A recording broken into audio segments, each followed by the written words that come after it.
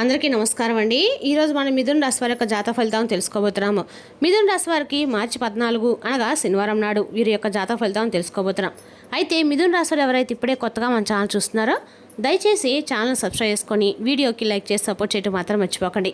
మరి వీడియోని ఎక్కడ కూడా స్క్రిప్ట్ చేయకుండా చివరి చూసినట్లయితే మీకైతే పూర్తిగా అర్థమవుతుంది. రేపటి రోజున మీ యొక్క రాశి ఫలిత ప్రకారం మీకు ఏ విధంగా ఉండబోతుందో తప్పకుండా తెలుసుకుందాము. మరి అంతకన్నా ముందుగా ప్రతి ఒక్కరికి కూడా ఏదో సమస్య ఉంటుందండి. సమస్యలు ఎవరంటే ఉండరు కదా. అంటే ప్రేమ, పెళ్ళి, ఉద్యోగం, వ్యాపారం, ప్రేమించి మోసపోవడము, నాగదోషము, సంతానం లేకపోవడము, భార్యాభర్తల మధ్య గొడవలు, ధనం లేకలు లేకపోవడము, రాజకీయము, కోర్టు సమస్యలు, మీ మీద చెడు ప్రయోగాలు చేయటము, ఇలా ప్రతి ఒక్కరు కూడా ఏదో ఒక సమస్య ఉంటూనే ఉంటుంది. అయితే ఎక్కడెక్కడికో వెళ్ళి జ్యోతిష్యం చెప్పించుకొని నిరాశ ఉంటే ఒక్కసారి మన గురువుగారు కాంటాక్ట్ అవ్వండి. సకల సమస్యల పరిష్కారం శ్రీ దుర్గా దుర్గాదేవి ఆశీస్సులతో జ్యోతిష్యం చెప్పను. మన గురువు వచ్చి కుమార్ సంగారండి. మీరు సంప్రదించిన ఫోన్ నెంబర్ 9381918252. చాలా నమ్మకమైన గురుగారు. మన గురుగారు స్త్రీ పురుష వశీకరణ చేయడం చాలా ప్రత్యేకత గలవారు. మీకు ఎటువంటి సమస్యలున్నా నమ్మకంతో ఒకసారి ప్రయత్నించండి. ఈ గురువుగారి ద్వారా చాలామంది లబ్ధి పొందారండి. మేము కూడా మాకున్న సమస్యల్ని ఈ గురువుగారి ద్వారానే పరిష్కరించుకున్నాము.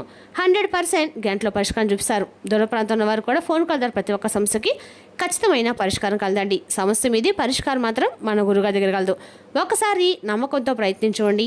ఇక వివరాలకు వస్తే కనుక ఈ రాశివారి చెప్పడం దీని ఫలిత ప్రకారము ఇప్పటి వరకు మీ జీవితంలో మీరు పడిన కష్టాలన్నింటికి సంతోషాలకి మీరు చూడలేకపోయినా మీకు నీతి నిజాయితీతో ప్రతి ఒక్కరి హృదయాలను కూడా గెలుచుకుంటూ వస్తున్నారండి. చెప్పాలంటే మీరు డబ్బు కంటే కూడా మీ యొక్క వ్యక్తిత్వానికి ఎక్కువ ప్రార్థిస్తారు. ఎక్కడా కూడా అంటే అనవసరమైనటువంటి గొడవలకు కానీ అనవసరమైనటువంటి నిందారోపణలకు కానీ పూర్తిగా మీరు దూరంగా ఉంటారు. కోపం ఎక్కువగా ఉన్నప్పుడు కూడా సమయానుకూలంగా మీరు ఆ కోపాన్ని తగ్గించుకోవడంలో చాలా గొప్ప నిరుపులని చెప్పుకోవాలి. అయితే మీ మనసును ఎప్పుడు కూడా మీకు నచ్చిన విధంగా కంట్రోల్లో పెట్టుకుంటారు. చాలా తెలివిగా ఉంటారు. అయితే ఏటు వారికి ప్రాణం ఇచ్చేంత ప్రేమను పంచుతారు. కానీ మీ విషయంలోకి వస్తే మాత్రం ఎక్కువ మంది అంటే మీరు నమ్మినటువంటి వ్యక్తులు మీకు వెన్నుపోటు పొడుస్తూ ఉన్నారు. గత కొన్ని సంవత్సరాలుగా చెప్పాలంటే మీరు బాగా నమ్మినటువంటి వ్యక్తులు మిమ్మల్ని కాలదక్కుతూ ఉంటున్నారు. అయితే మీ గౌరవాన్ని, మీ ఆత్మగౌరవాన్ని ఎక్కడ కూడా మీరు వదిలిపెట్టుకోరండి. మీకు తిరిగి భగవంతుడు అంతకన్నా కూడా అద్భుతమైనటువంటి గొప్ప బంధాన్ని అయితే మీకు ఇవ్వబోతున్నాడు. మీ జీవితం రాసిపెట్టుంది. అయితే మీకు మీరుగా ప్రతి ఒక్కరు కూడా చులకన భావంతో ఎక్కడ అవుతారంటే మంచితనము వల్ల కొన్ని సంవత్సరాలుగా మీరు పోగొట్టిన డబ్బు కావచ్చు, గౌరవం కావచ్చు, ఇవన్నీ కూడా మీకు మీరుగా మీ చేతిలో చేసుకున్నటువంటి కొన్ని వ్యవహారాలు ఉన్నమాట. ఇవి పూర్తిగా భగవంతుడికి మీకు సంబంధం లేనటువంటి విషయాలు. అయితే భగవంతుడు తెలియకుండానే మేము చేస్తామా అంటే భగవంతుడు మనకు జ్ఞానం, విజ్ఞత అనేది ప్రసాదించాడు. కాబట్టి కొన్ని పనుల్లో మనం నిర్ణయాలు అనేవి మనమే తీసుకున్నవారు మొత్తం. అయితే రేపటి మీరు డబ్బు ఉన్నప్పుడు కూడా అంతే, ఎప్పుడూ కూడా మీరు స్వార్థంగా లేరండి. అందరినీ సమానంగా చూశారు, సమయాన్ని భావంతో ప్రేమించారు. కానీ డబ్బు ఉన్నప్పుడు మీ దగ్గరకు వచ్చినటువంటి వ్యక్తులు రేపటి డబ్బు లేనప్పుడు మాత్రం మీ దగ్గరికి ఎవరు సహాయం దగ్గర ఇవ్వడానికి కూడా మీ సహాయం అందించినటువంటి ఆలోచనతో కూడా ఎవరు కూడా సిద్ధంగా లేరు. కానీ మీరు నమ్మినటువంటి మీరు వచ్చినటువంటి భగవంతుడు మాత్రం మీ యొక్క చేతిని ఎక్కడ కూడా విడిచిపెట్టలేదు. మీరు ప్రతిసారి అడిగినటువంటి ప్రతిసారి మీకు ఏదో ఒక రూపంలో సహాయాన్ని అందిస్తూనే ఉన్నారు. అయితే ఈ స్వార్థపూర్తి ప్రపంచంలో నిజాయితీ బ్రతకడం అనేది మీరు చేసినటువంటి ఏకైక పాపం అండి. మీ ఇంట్లో వాళ్ళు మిమ్మల్ని అర్థం చేసుకోలేదు. ఇక మీ యొక్క బంధువులు మీ యొక్క లేనిపోని నిందలు వేస్తూ ఉన్నారు. మీరు ఎవరికైనా సహాయం చేస్తే ఆ సహాయం పొందిన వారే మీ గురించి చెడుగా మాట్లాడుతున్నారు. ఇదంతా ఏంటంటే నిజంగా మీకు మీ గుండె బరువెక్కిపోయినట్లుగా అనిపిస్తుంది కదా. అయితే ఇదంతా కూడా గత కొన్ని సంవత్సరాలుగా మీ జీవితంలో జరుగుతున్నటువంటి కొన్ని విషయాలు. అయితే మీరు చెప్పింది కూడా అక్షరాలు నిజమని చెప్పినట్టు మీ మనసు కనిపిస్తే తప్పకుండా నిజమైన న్యాయంగా అనుకోండి. మీ బాధను పంచుకోండి. అలాగే ఎన్నో రాత్రులు దీంట్లో ముఖం పెట్టుకొని ఎవరు కనిపించకుండా మీరు బాధపడుతున్నారు. నాకే ఎందుకు ఇలా జరుగుతుంది భగవంతుడా, నేను ఎవరికి ఎలాంటి ద్రోహం చేయలేదు, 10 మందికి అన్నం పెట్టాను, అందరూ కూడా బాగుండా అనుకున్నాను, నా కర్మ మాత్రం ఎందుకు ఇలా కాలిపోయిందని చెప్పేసి భగవంతుని ఎన్నోసార్లు మీరు అడిగి గొడవ పడ్డారు. కానీ భగవంతుడు మాత్రం మౌనంగా ఉన్నాడని చెప్పి మీరు అనుకున్నారు. లేదండి, భగవంతుడు మౌనంగా లేడు. మీ సహనాన్ని అయితే చాలా నుంచి పరీక్షిస్తూ ఉన్నాడు. సమయం ముగిసిపోయింది. ఇక జ్యోతిష్ శాస్త్రం ప్రకారం గ్రహాల గమనం అనేది మీకు ఒక మహా అద్భుతానికి శ్రీకారం చుట్టబోతుందండి. ప్రతిరోజు కూడా ఒకేలాగా ఉండదు కదండి. గమనిస్తే ఒకరోజు సంతోషంగా ఉంటుంది, మరొక రోజు తెలియనటువంటి చికాకులు ఎదురవుతూ ఉంటాయి.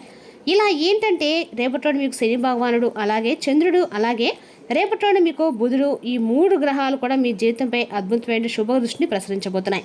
ముఖ్యంగా రాబోయేటువంటి 48 గంటల్లో ఆకాశంలో జరగబోయేటువంటి అరుదైన గ్రహాల కలయిక మీకు స్వర్ణయుగాన్ని తీసుకురాబోతుంది. అయితే ఈ 48 గంటల్లో మీ శరీరంలో, మీ చుట్టూ ఉన్నటువంటి వాతావరణంలో కూడా కొన్ని మార్పులనే మీరు తప్పకుండా గమనించి తీరుతారు.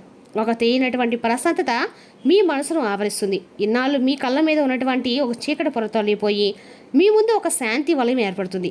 అయితే మీరు చేసినటువంటి ప్రతి మంచి పనిని కూడా ఇన్నాళ్ళు ఎక్కడో దాగి ఉందని చెప్పి మీరు అనుకున్నారు. అయితే ఇప్పుడు ఆ పుణ్యఫలం అంతా కూడా వడ్డీతో సహా మీకు భగవంతుడు తిరిగి ఇవ్వబోతున్నాడండి. అయితే గుర్తుపెట్టుకోవాలండి, ఈ సమయంలో మీ మనసు ఎలాంటి నెగిటివ్ ఆలోచనలు రాకూడదు. ముఖ్యంగా రేపు అలాగే ఇల్లుండు ఎవరైతే మిమ్మల్ని మోసం చేస్తారో వాళ్ళని క్షమించేసేయండి. వాళ్ళ కర్మకు వాళ్ళని విడిచిపెట్టండి. శిక్ష వేయడానికి భగవంతుడు పరమాత్మ ఉన్నాడని చెప్పి తెలుసుకోండి. మీరు చేయవలసిందల్లా భగవంతుని నమ్మడమే. అందుకే రేపటి మీరు చేసుకోవాల్సినటువంటి చిన్నపాటి దైవారాధన విధి విధానాలు పరిహారాలు అన్నీ కూడా క్లియర్గా తెలుసుకొని పాటించడానికి ప్రయత్నం చేయండి. ఇక రేపటి రోజున మీకు ఉద్యోగంలో అలాగే వ్యాపారంలో సానుకూలమైన మార్పులు అనేవి కనిపిస్తాయి.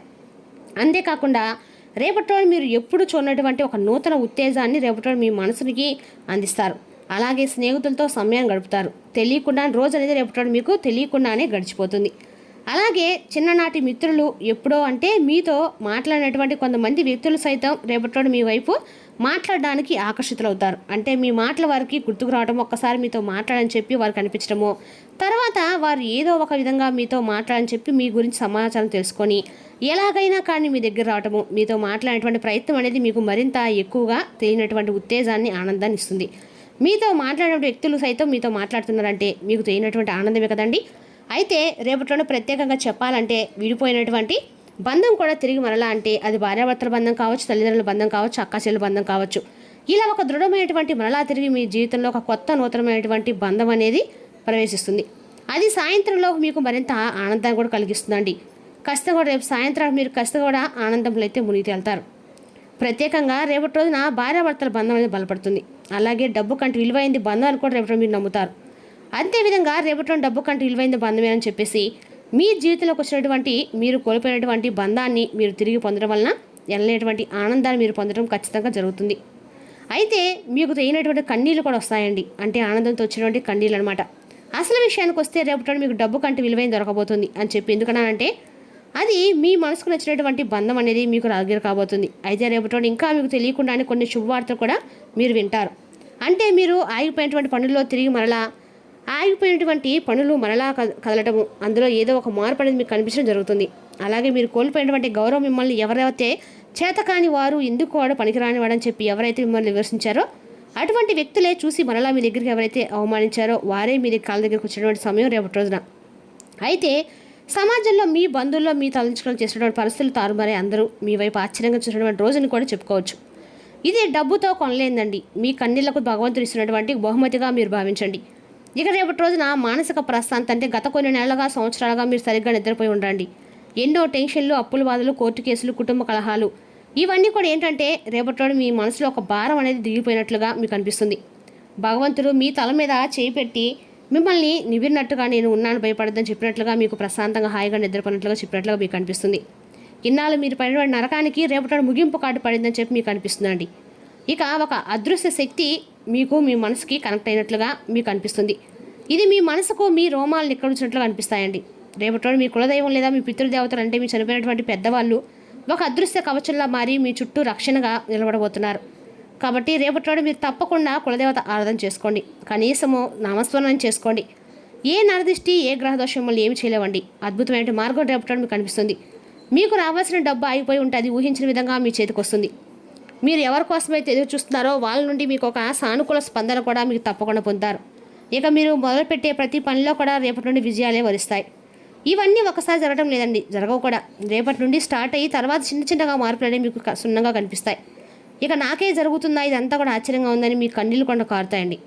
మీ కన్నీళ్ళు బాధతో కదండి సంతోషంగా ప్రతిరూపంగా ఈ మాటలు వినంతసేపు మీ మనసు ఎంతో ప్రశాంతంగా మీకు అనిపిస్తుంది. అలాగే రేపటి మీకు కలిసి వచ్చేటువంటి రంగు నీలము, పసుపు వేసుకోండి. మీకు వెంకటేశ్వర స్వామి ఆరాధన అండగా మేలు చేస్తుందండి.